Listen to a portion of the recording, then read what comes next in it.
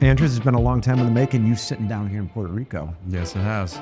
I'm glad you guys were able to come down. Glad you guys were able to share some knowledge with the crew. What you, Blaine, Mitch, and the whole team have done over at Saela has been fantastic. Thank you. I watched you get the same questions over and over, and the primary question I always get is, why not Edge? Like, Andrew, I thought you ran a company called Edge. Yep. And I've heard you have to explain it to everyone a million times, so we might as well start out today's discussion by talking about that. You started this business, and it was Edge Pest Control. That's right. So about 2 years ago, everyone said, oh, these guys rebranded, they must be selling, which was clearly not the case. You guys are still tearing it up over there. But what was the thought process behind that? I mean, truth be told, we wanted to switch the name probably 5 years ago, but it's always hard to pull the trigger. That's a big trigger to pull, right? Bigger than we thought, actually, in hindsight. At the end of the day, the reason why we did is because Edge was just used everywhere. I mean, from Edge Lawn Care to Edge Landscaping to Edge this, motorsports, like whatever it was. And we wanted to really own the name. We were growing a lot of locations across the country, and at the end of the day, it was about name ownership. And so that's why we switched. And Saela means happiness in Old Norse. And the goal for us, and I think most people in this people business, is to bring happiness to customers by world-class service, happiness to colleagues by supporting and giving them opportunities. So at the end of the day, that's why we switched. But it was interesting. We didn't realize how good our brand was. We knew it was good. We didn't realize how good it was from a brand pull perspective. And so there was some learnings there. But we're glad we did it. It's been a good journey. We're back to where we were as far as brand pull, and good on and just forward from here. I guess you switched from a very easy to spell word. Yeah. Saela's not, like, sometimes it's hard to, I mean. I hear Saela. Saela. I hear Saela. Cialis. I've heard Sally. Cialis I haven't heard yet until today, so that's the first. But yeah, no, we hear various things. It takes time for a brand and the name even to stick, and we knew that going in, and we accepted that. It's an investment. I don't think it's a good move for everybody, to be honest with you. I think it depends on your growth plans, how long you're planning on running the business. But at the end of the day, we're glad we did it. And you guys were at roughly 50 million or so in revenue at the time you changed it. Maybe you guys were even bigger. I don't remember. Yeah, no, it was actually just a little bit less than 50, not much, probably in the 40s, mid 40s or so. And the question was, listen, we can do it at 70 or 80 or 100, or we can do it now, and let's just rip the Band-Aid off and do it now. We contemplated, like I told you, doing it 3 years prior. But at the end of the day, you just got to pull the Band-Aid off if it's what you want to do. I don't think it's for everybody, to be honest. I think you need to really think about that before you do it.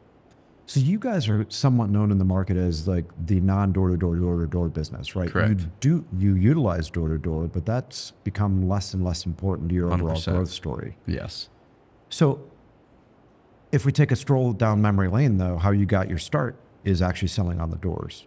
Yeah, well, actually, the first start I had in pest, I've been in the pest industry 23 years, a little bit of time, not compared to some people, but, and I started out as a technician, actually. So I started out in a truck, servicing, and then I ended up evolving and moving into sales. And then I ran the marketing program for another company. I was with that company for 7 years. And so I really had my initial entrance into the industry is in a truck with customers, servicing, taking care of pests, taking care of problems. And I think, I mean, you mentioned we're a non-door-to-door company that does some door-to-door. I think that, frankly, was a part of the reason, because I started in a truck with servicing in operations. And that's really the meat of any business, in my opinion.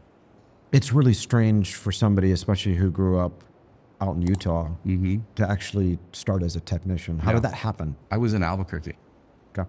So I wasn't in Utah, I was in Albuquerque, and one of the guys I knew him, and he said, "Do you want a job?" And I said, "Yeah, sure, what is this?" You don't grow up wanting to kill bugs. Well, some people do, but very few, but got in it, and so glad that he, offered me that job. Great industry, but that's how I got started in it. You did that for 7 years. Yep. And then what made you make the jump? So the company I worked with was fantastic. I mean, it was Preventive, Kevin and Greg. Shout out to those guys. Those guys are awesome. at the end of the day, I wanted to grow, expand, and do some things. And they built a great business. We're doing really well. And so it just kind of led to me leaving and starting a company. I never really wanted to start a company, but just kind of went there, right? Is Greg Hunt clinically insane? He might be a little bit insane, but he's the good kind of insane. He's the fun kind of insane. Do we love Greg? I can always tell somebody's mental instability by how close they are to the Mexican. And Greg and the Mexican have always been like this. And it makes me be like, Greg, you must have problems if you're listening, Greg. I know. He's a fun guy. He's a great guy. I mean, everybody that knows him loves him. Yeah. I mean, Kevin's like super smart, just great guys. Okay. So you're rolling with those guys and it was just time for you to do something. Yep.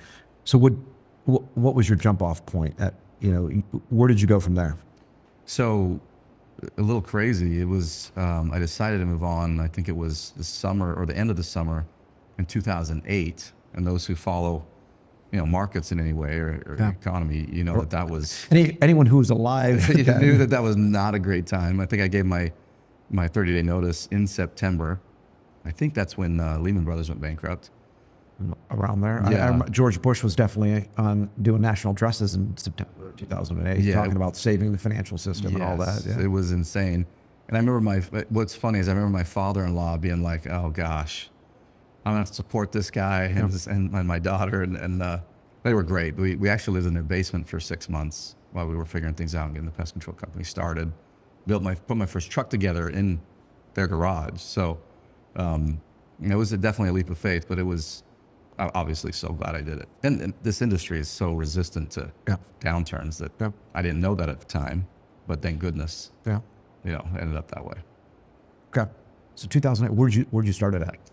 Colorado. Okay. I went to Denver. And it was, I got to tell you this one quick story really quick. Tell me. So I remember going to, I ended up going to a mall looking for a part, right? I don't know why it was in a mall, but it was some electrical part. And I walk in this mall and literally half of the stores were gated and closed. And I was like, dang, I'm screwed. Yeah. Because I was like, it's going to be a disaster. I didn't find out until 5 years ago that mall was already dead. And so, but that was definitely a wake up moment. Yeah. And I just got into Denver. And I thought, what the hell am I doing? And starting a business in this climate. But were you like a solo operator at that point in time? Was it just you? So it was, I had one guy that was there for a little bit at the beginning. But it was just one truck, no funding, just bootstrapped, just making it happen. How'd you get business? Hit the doors. So that's what I knew. But you had never knocked doors. I had knocked doors for a little bit. Okay. So you had a little bit of experience. I had a little bit of experience, yeah. Just knocked doors, and I remember the first customer's name was BOGO. That's an easy name to remember because it's very random, but no, just hit the doors, went and sold commercial accounts where we could. Didn't price them right at all. Had no idea. I'm guessing that wasn't overpriced. And it was wildly underpriced. Okay. We're talking like $75 for 3 hours of work. Yeah. It was wildly underpriced, but didn't know, and you just learn and learn and grow. And I think the first year we put on 1,400 accounts, just recruited a little small team. And then the next year, the second year, we kind of blew it out, put on like 3,400 accounts, I think, or 3,300 accounts in the next summer. Who was recruiting for you? I did. So you were doing recruiting, you were managing the business, were you also doing pest control services? I did a little bit of that. Blaine took a lot of that on at that point. Blaine came on in April, so about 7-8 months after it was started. And then, so I was CEO, CFO, and then recruited the team. And it was all hands on deck. Has Blaine ever sold on the doors? He did. Okay. So he sold for me when I was with the other company, Preventive, one summer, a few years before I left. And then that summer we would go out and get the services done. And then at night we would go and knock and put on accounts, and whoever sold the first one the other one would come service. So he has definitely some experience there. How was old Blaine on the doors? He's not bad. He's let's put it this way. I believe in being nice and respectful, obviously, but he's way nice. Yes. Like super nice. So he actually did well because he would just love people to death, and that's why they would buy from him. But they're pinching his cheeks. Yeah, He's cute kid. pinching his cheeks, giving him a good game, you know. But it was no, he did well. He did well. I remember one time we just started. It was May. He's servicing like crazy. He's taking care of customers with his lap. He pulled over. He didn't do it while he was driving. Pulled over. He's taking care of customers with his laptop, rescheduling. And he comes to me. And he's like, "Hey man, I can't do this." He didn't want to quit, but he's like, "I've got too much going on." And I'm like, "Well, figure it out." And so he figured it out, and he found another 3 or 4 levels, and just it's amazing what that guy has done. And he came on within the first year of you being out on your own. What made him jump? He was in the Air Force. He was a Persian Farsi linguist, airborne linguist, and served some time overseas as well. And he just, I think at the end of the day, he trusted me and knew that I would do whatever it took to be successful. And he was of the same mind. And so he's just like, let's do it. Okay. Let's do it. So you guys started to build out Denver. How long did Blaine and you work in Denver? We were there 2 years. Okay. So we just had Denver for the first 2 years. I think growing too fast is a mistake. So we didn't grow the second year. And then the third year, we opened up Austin and we opened up Kansas City. And right after that summer, the first summer, we moved back to Utah, and that's where corporate is currently. But Denver's incredible. I love that place. We enjoyed our time there. Yeah, it's a great place. You and I can clearly talk for hours and hours, but what I'm trying to get out of you today, Andrew, is you've built a phenomenal team. You've built a great business, and I think you've made some decisions that I see other folks struggle with, particularly guys who build door-to-door businesses. Yeah. And so what I mean by that is you went out in 2019 and you hired a former division president from Rollins who ran Orkin's largest division at the time, the Pacific Correct. Division.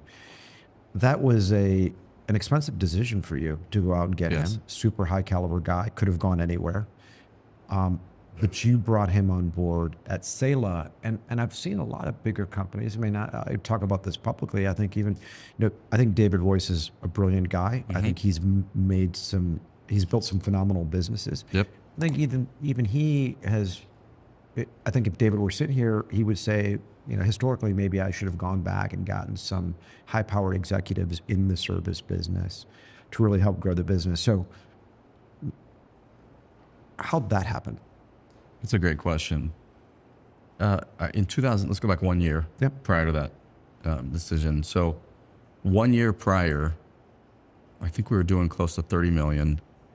And we had a great team, doing good things, great things.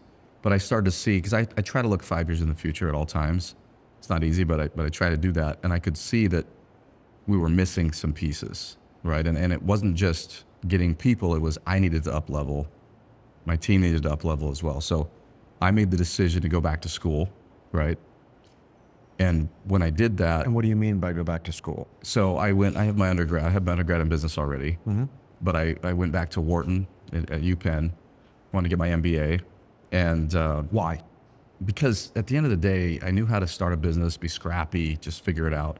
I wanted to understand and learn more about the sophistication side of business. Yeah. I was an idiot. I had a business degree from BYU, great school. Yeah. But there's just so much more to learn. I think you have to keep doing that, right?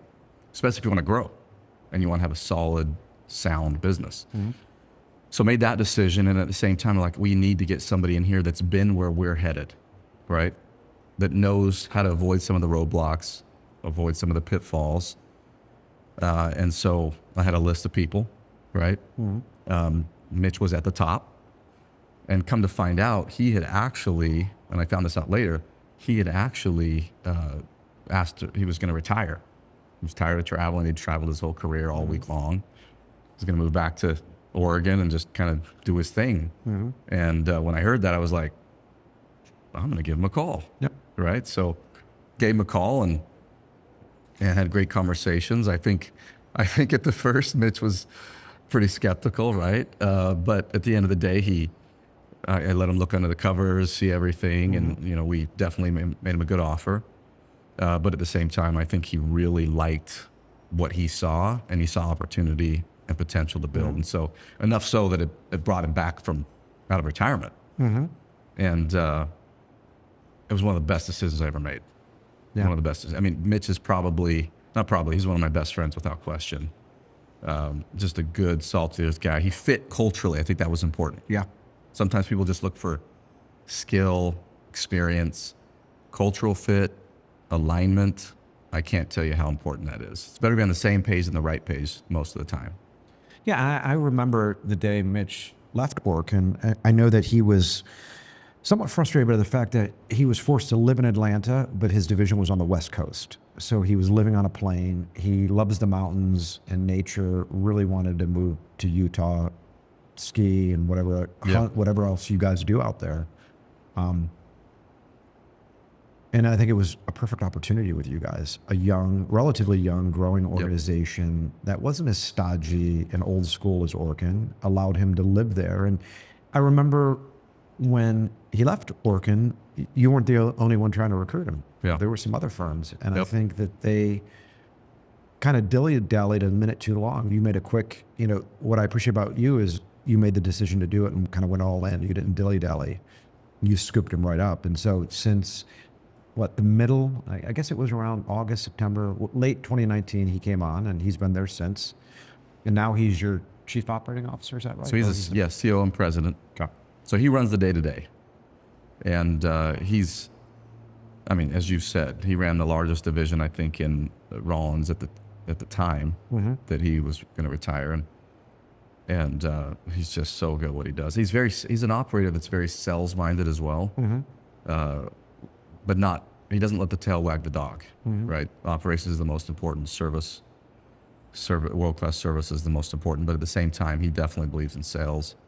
And so I just loved how progressive he was and what he did.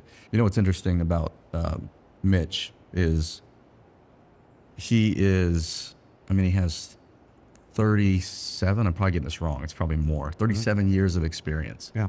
You will not find a guy who is more humble and I don't want to say teachable because I don't know that I taught him a lot, but at the end of the day, open-minded while still being very confident in what he does and knows what he does. So just an incredible individual and incredible fit. It's been a fantastic decision. And it allowed, Blaine was running operations, did a great job. It started to get big enough where it kind of surpassed our expertise as a whole. And it allowed Blaine to move into the CFO role. I was able to be just a CEO. So it allowed people also to kind of be in their spots where they should be. The interesting thing about you and Blaine versus Mitch, if I remember correctly, Mitch was at True Green for like 17 years or something at some point in time, right? So he's been with big brand, big corporates. He's moved all over the country. He's been in a variety of different roles. He's had a lot of mentors that he's worked directly with that have been in the industry far longer than he had. You and Blaine were super young and literally had zero corporate experience. Zero. You worked for a pest control business, and that's all you knew. But still, you guys were able to take the business pretty far. I do think you demonstrate a high degree of maturity when you can say, hey, I need to level up.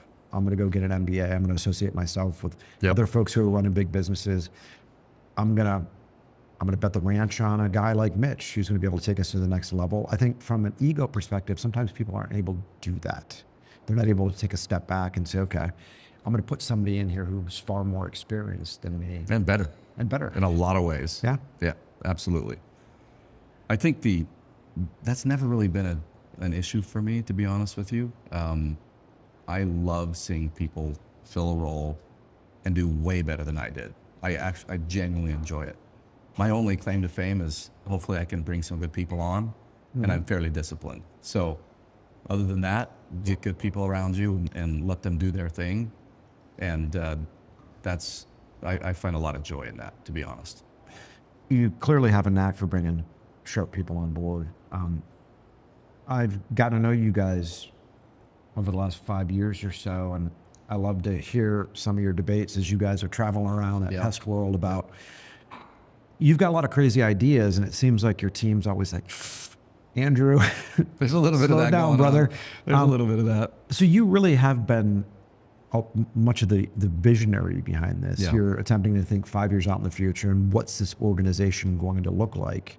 And that's, I think, a classic part of the entrepreneur, which is like, okay, you've got the vision, what's it going to look like? But you also need people to help you in the here and now get to that point. And Yes. you've clearly been able to attract those sorts of folks. You know, what do you think have been some of your greater mistakes over the years, learning experiences? I mean, they become learning experiences if you actually If you learn let from them. Yes. You let them. So how have you learned? Oftentimes it's through failure, obviously. Yeah. One big one that comes to mind is, and this was an amazing thing at the same time. So, and I want to be very respectful and cautious of this, because a lot of great and amazing people worked on the software that we built, Proprietary, and they did a fantastic job. I mean, just salt of the earth people that did just such a good job. One of the bigger mistakes that we made, I think, was trying to take that to the market and sell to other pest companies. So hold up a second, Yeah. Andrew. You guys, you developed a software called PestMate. Correct. And you decided, I mean, I guess when you started working on it, you know, pest routes certainly didn't exist. Correct. If it even existed, it was not tiny. It was not anything like it is today. Surf Suite, let's be honest, that sucked. Pest routes or Pest Pack was more for commercial businesses. So I recognize the fact that you could have said there's a need for this. There was a need at the time. Yeah, there definitely was a need. I mean, there was, in fact, I think there was a glaring need. And you've got companies like Pest Routes now, Field Routes and Brio Stack and others, and I think Gorilla Desk has done well. And there's others I'm probably not naming, but there was a need at the time, and our product was actually quite good. It was really good.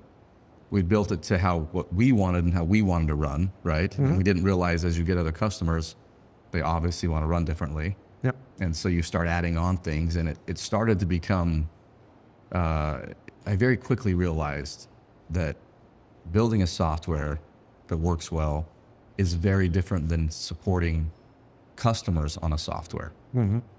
I was still CEO of Edge at the time, but most of my time was on the software for like a year and a half. And the pest control company kind of started to stagnate, which we hadn't seen before. And I had to make a decision. I was like, okay, this is way more complex than I anticipated. It's going to cost us millions and millions, probably tens of millions more. I got to make a decision. And so I think it was within a few months of selling a bunch of customers on PestMate, we ended up pulling back. You know, it was very embarrassing, to be totally honest with you. Mm-hmm. But I think in humility is where some of those lessons are found. And we ended up refocusing on pest control. Best decision ever. You know, and then we kept PestMate in-house for another 7 years, I think it was what it was. We probably spent, I don't want to overstate here, but at the minimum 12 million, maybe up to 15 million in building that software. Mm-hmm. That's one of those situations, while it was amazing, I think we would have been better served by using those resources, not just the money, time, energy, talent, in other ways, and I think it probably would have served us better. So that's probably one of the biggest. Again, the software wasn't a business failure, but that decision was probably one of the biggest, I would say, failures in my business career. Well, I mean, look, at the end of the day, when you're doing something and it's not working out, the most mature decision is to quit doing it, as opposed to just continuing to power through year over year over year and try to force something. Yes. It's all good and well to talk about, oh, you shouldn't let sunk cost affect your forward decision making. But when you're looking at it and you spent millions in time and energy, it's truly saying, okay, what is the fastest point to get to here from where we are today? Ignoring all the stuff that's been done, because that doesn't matter anymore. Mm-hmm. What matters is what's the fastest and most effective way to get from here to here where you are today, right? And I think you just have to be honest with yourself and not let that get in the way. It's very, very difficult, but necessary. Yeah. Right. Thank goodness I had good people around me as well that very much were in support and were vocal in great ways that helped with that decision. How have you differentiated Saela from other competitors in the marketplace? First of all, there's a ton of good competitors, colleagues out there. Pest industry is incredible. That's why I've been here for 23 years. I think some of the ways that we try to differentiate ourselves internally is the cultural piece. So for a lot of people, culture is just kind of the vibe of the office and the vibe of your company. For me, I think it has to be a deliberate process. So we have a culture curriculum that we've developed where, it talks about just how to own ownership, mentorship, ROI perspective, trying to do things from a love-based mindset place. And I think, because at the end of the day, if your colleagues and your employees are happy and they're learning and they're growing, that's going to bleed into the customers, right? And Saela means happiness, and our goal is to do that. And so I think culture is imperative. That is one of the things that Mitch really, really liked. Yeah. When he came, he's like, I've never seen anything like this deliberate process, way of disseminating and growing culture. One thing that struck me as an outsider that I've never, ever seen in a pest control business before is that, including yourself, the company sent at least 4 people to get an executive MBA at like an Ivy League school. Yeah. I'd never seen that. I mean, I've seen people get executive MBAs, but not company sponsored or taking this serious. I understand why you did it for yourself, but what was your thought process behind getting the executive team involved in that? I understood, because growth has been fairly rapid. I would see, that's a great question, Paul. I would see people, if the company's going like this, I would see people kind of plateau or not grow as quickly. And so it wouldn't work, right? And you would have to move on.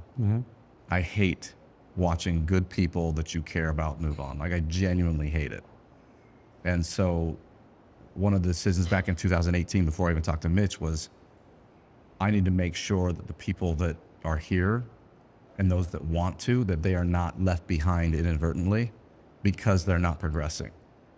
And to me, that's worth any investment ever. Not just because of how it helps the business, but because you genuinely care for these people and their success and their future. And so to me, that's an investment that I would do tenfold. And I will keep doing it. I am doing it right now again. So I think helping to develop and assist your people in developing is an investment that will be well worth whatever amount of money that you spend. Shouldn't say whatever, but smart. But those, as you know, those places are not cheap. No, they're not. So in terms of money, but as well as time. Time and travel, et cetera, et cetera. So invest in your people, I think, is the best thing you can do, as long as they really take it seriously and want to do so. And these individuals did. And so I made the investment. I haven't even had a second thought about the investment. It's been fantastic. So you folks will continue to do that as no question. The management team grows? Absolutely no question. In fact, literally last week, my VP of Corporate Affairs, he's headed to Wharton for a program that's like, I think, 7 or 8 months. I think that's so important to do. And they love it. Yeah. They feel appreciated. They feel cared for. They're like, okay, this guy just actually cares about my progress, my success, my happiness, and they work harder. They're more bought in. It's just good things. Out of curiosity, I mean, now that you've had a variety of people go through serious programs at these schools, are you noticing differences in their critical thinking, motivation, the whole 9 yards? Absolutely. So a lot of these people, their careers were with me, right? So grew up together, not literally grew up together, but in business. Yeah. Grew up together, and that can cause a lot of groupthink. And it has been so good for them to go learn things, nothing to do with me or anything, or our company, mingle with people that are smarter than we are, frankly. And it has definitely brought back a diversity, idea diversity. It's been awesome. We speak financial language versus financial and pest language. Bro math? Yes, versus bro math. Exactly right. So it's been such a good thing overall. So again, that's a good point. It's not just about investing in people. The dividends for the business have been fantastic. When you have more people really, truly understanding a P&L and understanding how a business runs and what the opportunities are, I mean, the ideas that come out of that and the pressure test that comes out of that is invaluable. You know, when you think about it, you know, a business your size doesn't have the same resources as a Rollins or a rentokil. You can't have all these internal universities and bring all this training, management training. And so doing that, I think, is important. But when you start to think about, you know, the guys that have smaller businesses that can't afford to spend $250,000 sending a VP to Wharton, for example, what are some alternative things younger growing companies can do to further educate managers? Because one of the issues that I always had with a lot of home services business is that folks, and you and I talk about this all the time, folks are always focused on technical skills, like identify this bug or kill that bug this way. And there's so much thought poured into the entomology of something, whereas we're not really grooming managers. Correct. So, you know, how can smaller guys out there synthetically create what you've created here? I think it's hard to synthetically create it. But there's so many good schools at the local level. You don't have to send them across the country or to a different state to school. That's not necessary. I'm just a little crazy. That's why I did that. But there's so many local schools, wherever you may be, that will offer even week-long, like topic or subject-based trainings and just on P&L management or marketing, or there's so many options out there nowadays. There's even executive MBAs where you can do it in the evenings and local. So there's so many opportunities. I don't think, and from a cost perspective, yes, it's not cheap, but far more reasonable when you stay local. And I think that's well worth the time and the energy. One point I want to make on this is, and this is one of my major reasons why I did it, is I think high level of leadership requires high level of EQ, emotional intelligence, right? So when you go to these other locations and you're not just with the people you work with, you have to deal and work with and understand people from various backgrounds, sometimes various origins of even country, right? And it creates empathy. And empathy, I think, is a key to successful leadership at a high level, at any level, but especially at a high level. And especially as you're growing, people you're bringing in are going to be from all walks of life, and they're all amazing. And really being empathetic and understanding that helps you to lead those people and helps you to help them follow the vision because you can connect. Does that make sense? Perfect sense. So then that leads me to my next question. When you're assessing talent to bring into your organization, what have you learned over 20 years and how to suss out good people, how to attract and retain them? Talk a little bit about that. Yeah. Well, there's been a lot of mistakes. But I would say for the most part, we've been fairly successful at that piece. That's one thing I actually do pretty well. Not many others, but that one I do okay. I think it starts with, and this is so cliche, but it starts with what motivates them. And you see how they interact with people just in simple, like you go to a restaurant, you see how they interact with the waitress or the waiter, or how they interact with the flight attendant. Just little things where there's respect for people and genuine care. There's a lot of people with skills out there, or talk the skill game. When there's empathy and there's kindness coupled with success and experience, that's really what I try to look for. It's in the little things. It's not what they tell you. Most people are really good at selling themselves. Watch the little interactions. How do they interact with the secretary? How do they interact with the people in the office when they come in to chat with you? To me, I think those are windows where you can see, okay, what's it really going to be like to work with this individual, and how are they going to work with people that aren't at the same hierarchy in the business, not as human beings, but in the business. So how do you do that, Andrew? How do you watch these sorts of interactions? Depending on not every employee, right? But when you're bringing somebody in the upper management level, something like that, or someone that is going to have significant impact on your business, I will invariably take them and their spouse, if they have a spouse, to dinner. And I'm a detail guy, so I watch the interactions. between those two, and then I'll watch the interaction between the wait staff and them and how that interaction is. Yeah. I'll take them on a tour of the office, and I'm introducing them to people, and I'm watching the interaction and how that goes. And there's a difference between, hi, how are you? And like, you can tell if there's some genuine care. You can kind of see it in the eyes a little bit as well. So just little things that I do. And again, I haven't been right all the time, but it's definitely helped, and it's helped me be right more than not. I think there's also an importance to, I'm always looking for people. You're always recruiting. Wherever I am, whoever I'm talking to, I'm always thinking, okay, is there a synergy here? Is there an opportunity here? It doesn't matter. And I think having some of those relationships at least started before is really important in that process. It helps your success rate in those hires actually working go up tremendously. So you go to the supermarket, and the guy that's helped carrying your bags out to the car, he's like an awesome, genuine dude. Even that. I'll go to anywhere I go. I'm always looking and thinking about synergies and is there potential here? Is there not? And for example, even a guy like Mitch, I met him in 2016, and he was just a genuine, good-hearted guy. But I'm even then, I'm always looking. Did I think in a million years that would happen? Not really. Yeah. But at the end of the day, that definitely crossed my mind at that point. Yeah. And then the opportunity came, and I was like, well, let's do it. Yeah, because you had met Mitch years before that, developed a relationship with him, knew he was an awesome performer, knew he was a great guy, and so it was very easy for you to make that decision. That's right. What about, do you get your team, like your frontline folks, involved in recruiting at all? In that level? Yeah, like even your technicians, do you give them referral bonuses if they find awesome people? Those are some of our best employees, right? I think that goes without saying. If someone that works there is the one that invites you to come in and get an interview, those are the best employees. They stay longer.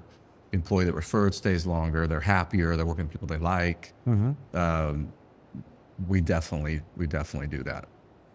As you start to think about the next few years, and since you're always 5 years out, I mean, what's your strategy now going forward with Saela as you start to think about, the changing business dynamic? I know that you guys are continuing to do some door-to-door, but you guys have really bolstered your inside sales and your digital. Where's Saela going over the next 5 years? Great question. Good places. I think, and pardon this, Paul, but when you ask that question, I'm going like 3 steps back on how it got to that point. So just humor me for a second. Yeah. So I think every business, it's like a child, right? You've got the stage where they're newborns and they can't do anything for themselves, and you're changing diapers, wiping butts, you're feeding, you're burping, everything, right? And then the business evolves, and now they're walking around at 2, and there's different levels of how you manage and run that business. And if you think about the growth trajectory of a child, the growing, it's pretty steep, right?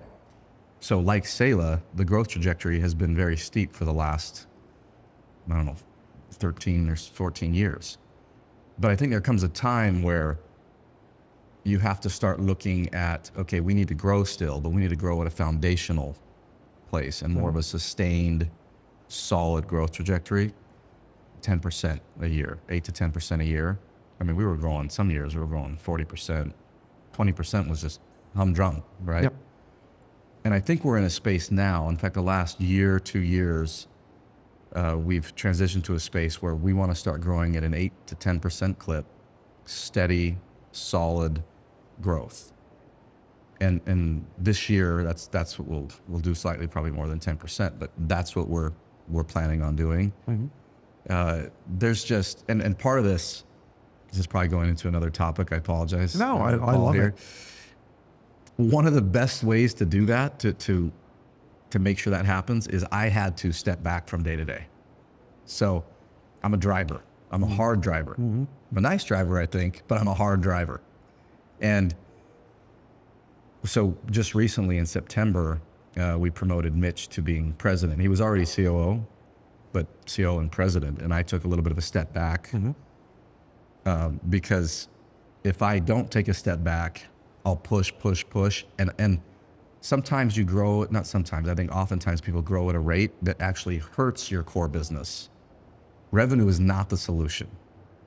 It's solid revenue growth, profitability. That's how good businesses are built. And I'm preaching to the choir here. And so making the decision to step back and say, okay, we need to grow at this solid rate, good rate, but solid rate. That's kind of what the future looks like. We want to grow at just a steady pace over the next 5 years or so. My goal has always been to eclipse 100 million. Again, not just in revenue growth, but in solid foundational revenue growth. I want to talk a little bit about that. So I chatted earlier today with Ben Morgan, whom you know. And one of the things he said during our discussion is when he started Anthem, he wanted to be the fastest guy to get on the PCT 100. He wasn't thinking about profitability. He just wanted to get on the PCT Top 100. And I think when I look at particularly the guys in the door-to-door space, it's growing revenue at all cost. The old school guys are growing geography at all costs. But at the end of the day, it really comes down to the profitable growth. And to your point, you guys have somewhat seemed to shy away from acquisitions over the years. And I think that's probably largely due to the fact that you understand that profitable organic growth trumps acquisitions at all costs. But I'm wondering if there's going to come a point in time, particularly because you have Mitch on the team, who's done scores and scores of acquisitions. Do you suspect that you guys will start to get into the acquisition game?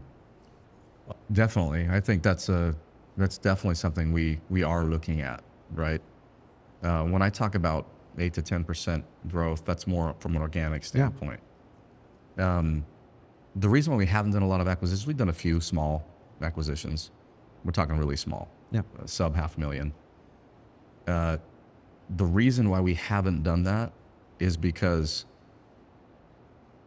and I think this is part of, as a CEO, you need to be or founder, you need to be very aware of, is I understood that we didn't know what we were doing enough to pay that kind of money and then have an ROI that was appropriate. So, and I'm very picky. Like it took us a while to get into mosquito. It took us a while to get into various things because what I don't want to do is just get into something to chase revenue and then find that we don't know how to do it. So profitability goes out the window, customer service goes out the window, service efficiencies go out the window. That's unacceptable.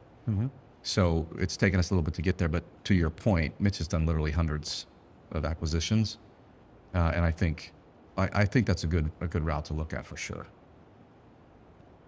Well, I mean, look, you just mentioned you kind of taking a step back, promoting Mitch. Clearly you do push, but at the end of the day, it seems like you're starting to open up room now for everyone within your organization to continue to move up, right? Yes. You've got Mitch, and then you've got his captains out in the field running things, more potential for them. So you're really focused on allowing these guys to have growth in the organization. Where do you suspect, even over the next year or so, you'll spend the majority of your time at Saela? What sort of things will you be focused on? Great question. Let me comment on, this is a comment I thought of as you were asking that question. First of all, it's especially this latest step back that I just did. It is so gratifying to see guys like Mitch, Blaine, Daniel, Jeff Ward, fantastic guy, runs all of our operations under Mitch. Seeing them flourish and do what they do, and what's super cool is watching them do it so much better than I remotely could do it. In fact, this is a little bit odd and probably not the best way to run your business, but I was literally the only one to look at a P&L for the first 11 years. That's not good. Yeah. We were 30-something million, and I'm the only one that ever manages and looks at a P&L. And when you allow people to take the reins and do what they do, so gratifying, so cool, and the business explodes. I mean, we were 30, and now 4 years later, we're 60. So it's been great to see that. As far as what I'm going to do, Still trying to figure that out. I still love what I do. I still interact daily with Mitch, with Blaine, with Daniel, with a couple of my other teams, other guys. I still have 7 direct reports. But as I mentioned before, I like to run. I like to run hard. Yeah. So I'm still trying to figure that out, to be totally honest with you. But what I do know is the business is in great hands, and I'm excited for whatever that future brings. Got to figure it out. Maybe I'll come with you, work with you, Paul. Right on. Well, you've continued to focus on your own personal development. And in addition to Wharton, you most recently joined YPO. Yeah. How is that? I know that it's relatively new for you. It's what, a year it's now? like a year. You're into it? It's a year now. So it's really all about just expanding your horizons, and I love meeting new people. I'm an introvert by heart, but at the same time, I'm fascinated by people and what makes them tick and learning from them. So YPO is for those that don't know what that is, it's a national networking basically group of generally like-minded individuals, and just a lot to learn. So I love involving myself in those types of things. I think learning has to be constant. Otherwise you just get dumber as the days go by, and that's not good. Sitting down with guys like you all the time, entrepreneurs always have 15 things going, right? And so I'm just wondering, you and your team have been at the helm of Saela for 15 years. Do you struggle with all sorts of other business ideas in your mind? Are you focused on Saela? I'm pretty focused. Okay. It's tempting to look at the new shiny object. I think a lot of people do that. I definitely look, but at the end of the day, I think it's so important to focus on where the value building really happens. Yeah. And have that discipline to really understand where your time is most valuable. I had a YPO dinner a few weeks ago, and I was sitting with a buddy, and he was talking about, he's got 350 employees, and he said the hardest thing for him in the first 10 years of his business was to, number one, and the reason why I'm mentioning this is you said something similar to this. He said, we always think we're the best at everything, right? Yes. You were the only one that read a P&L for 10 years of your business, but we always think like we're awesome at everything. And he said the most challenging thing for him for the first 10 years was slowly over time realizing that there's literally one person who's going to be better than him at every specific different 100%. thing. And he said it was just one of these things where it was very hard for me to give stuff up. And then finally somebody would do it and they were actually better than me. And I was shocked. And then I'm like, shit, I should have had this. Why didn't I do this a long time ago? What was your experience like that and delegating to people? And how did you learn that? Just by trial and error and realizing. I remember there was this inflection point, I think, right before 2018 when I told you we needed to do something different. I was literally in meetings, and I'm talking in meetings, 10 and 12 hours a day, back to back to back to back, giving everybody direction. And there were some positives because it was fairly cohesive, right? But I just was like, this is absolutely not sustainable. Not even from a tired standpoint. Yeah. But people weren't able to grow, progress, fill their own space, their own seat. And it was just a wake up moment. It's like, you gotta do something different. Well, how did you wake up? Did somebody wake you up or did you wake yourself up? I would say it was more me, but it was also, I think other folks definitely said things. It was less my internal team that said things because they were, I don't know why, maybe they just didn't know at the time. Yeah. Yeah, I definitely, so I had a couple people on the outside of the company that I would ask things to and talk through things and good suggestions of you really need to delegate and spread this weight out. And it took me a while to actually listen, to be honest with you, because exactly what you described. But I finally was like, I need to do it. I couldn't see, as I looked, I think the biggest thing was, as I looked 5 years into the future, I was like, this is not sustainable, and we're not going to continue to be able to grow as I want to grow and build what I want to build if I don't do this. And that instigated school, that instigated sending others to school, that instigated, and at the first, this did happen where you give responsibility and you see a little bit of a dip. And the temptation is to go, oh, See, I can't do that. Yeah. It didn't work. I got to bring it back in. Yeah. But you have to let people develop. You have to let people evolve. And then to your point, it ended up where they did those things way better than I did. And that's what's awesome to see. But you got to go the distance. You got to take that leap, and you got to just let it unfold, especially if you trust them. If you trust them, you just got to let it go the distance. You know, in closing here today, I'm always curious as to if you look at the guys who now are where you were, what sort of advice would you give to these young CEOs that are growing their businesses? You really have to, it's cliche at the end of the day, but you really have to take some time to focus on being the visionary and thinking 5 years in the future. Build out, what does your business smell like, look like, taste like, feel like? What does the organizational structure look like? Revenue marks, metrics, profitability, 5 years into the future. Yep. And then you base your decisions today on how you're going to get there. Because a lot of times in the moment, you got stuff flying at you all the time, and it's really easy to chase revenue or to cut costs that you shouldn't cut or to spend money that you shouldn't spend. You really have to make sure it aligns with what your 5-year vision is. And when you get a year in, bump it out another year. You constantly have to be thinking about the next 5 years. Constantly, constantly, constantly. And then the second thing I would say is discipline. Discipline, discipline. Hold to whatever that is. Once you've decided what's going to get you there, don't vary. Don't deviate. You stick to the plan until there's something big enough, and then you bring it in and maybe you reassess. But at the same time, you stick to it on a day-to-day basis without question.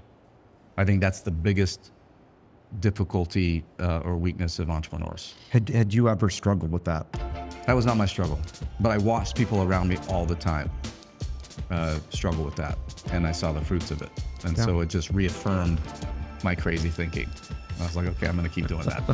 Right on. Yeah. I love the opportunity sitting down with you today. Thanks for popping in. Always great to see you. Absolutely. Paul, thank you. Catch up soon, brother. Appreciate it. Awesome. Thanks, man. Yeah.